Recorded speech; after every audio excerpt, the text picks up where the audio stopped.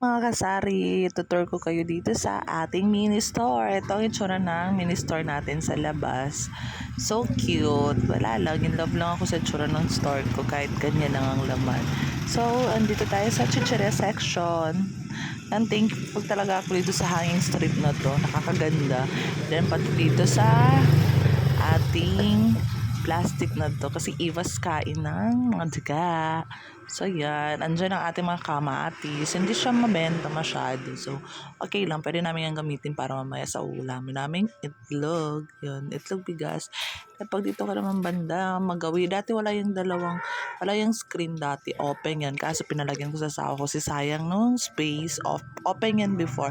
At saka nung ginawa to, wala rin ako talagang budget para dyan. So yan, ang Barbie ko 4 yan. So dalawa na lang natira. So yan ang itsura natin sa loob. Wow, ganda lang. So guys, kapag sa loob tayo, ito naman ang makikita nyo. Ito ang makapihan natin dito. Dito na part madami pa. Pagdating dito nabungin na. Kasi saleable masyado to mabenta. Then ito, Nescafe. Single, mabenta rin to. Coffee Mate, hindi masyado. So, hinalo ko na dito tong toothpaste natin dahil wala na akong mapagtagyan. Ayan siya. So, dito naman banda is mga katol. Ito, kapag may madami akong stock nito, ganahan ako magbantay paggabi. So, sa diaper, yan lang muna. Yan, konting kuan lang pa. Ito, madami to eh. Kaso yan na lang naiiwan. Zone Rocks. At least kahit pa paano kung may magkahanap, meron tayong mabigay. So, dito naman tayo sa powder section.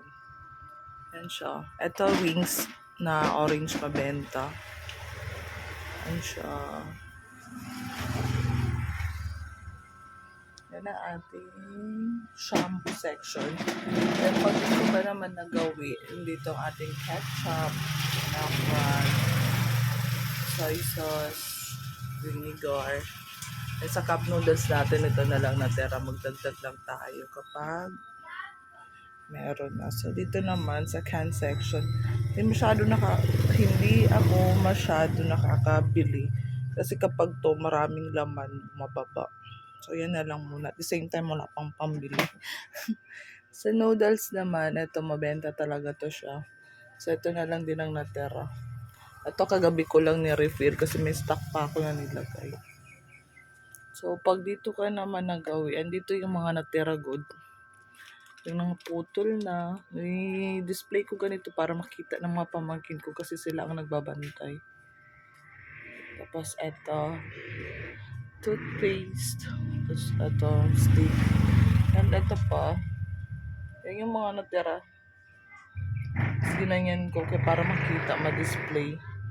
So, eto yung mga items na hindi gaanong mabenta. Pero bumili pa rin ako para kahit may maghanap, meron tayong magbigay. So, yan. 10 pesos per box. Tapos, meron din tayong lighter. 10 piso benta ko nito. So, meron din tayong mga Band-Aid, salon pass, tapos konting gamot, pang over-the-counter na gamot. Mefenamic, Mefenamic, Biogesic, pati amoxicillin. Yan. So, dito naman banda is Magic Sarap, Namnam, Ajinomoto, Sarsaya, Ketchup. Yan lang guys. Tapos ito, isa sa mga mabenta masyado sa amin. Kaping puro, 5 piso to. Sa sugar ko, 5 piso rin. Asin, 5 piso. Itong tsaa, di pa ito nababawasan pero bumili ako. Ito na lang tira sa, di pa ako nakakapag-refill mo. Tapos sa bigas natin, ay, ang pag-nanganak ko. Ito na lang ang natira. Apan lang. Ang customer ko sa bigas is mga pamangkin ko. So, yan ang ating Sunday update as of now.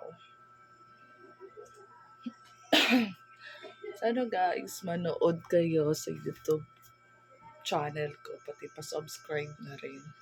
Wala lang para ma-update kayo sa up and down. Kung ano mangyayari dito sa aking mini store, dito sa store natin, sa store namin. Kaya ako magsalita. Baka kasi naririnig ako dyan sa kabila. So, hinihingal ako kasi malapit na akong mga anak. Kaya hindi rin tayo nakakapamili ng marami kasi nagpe-prepare din tayo ng ating nagpe-prepare din ako ng aking panganganak. So, konti-konti lang. At least kahit pa paano meron. Sana mag-subscribe kayo. Pwede kayo manood na lang din kayo. Thank you.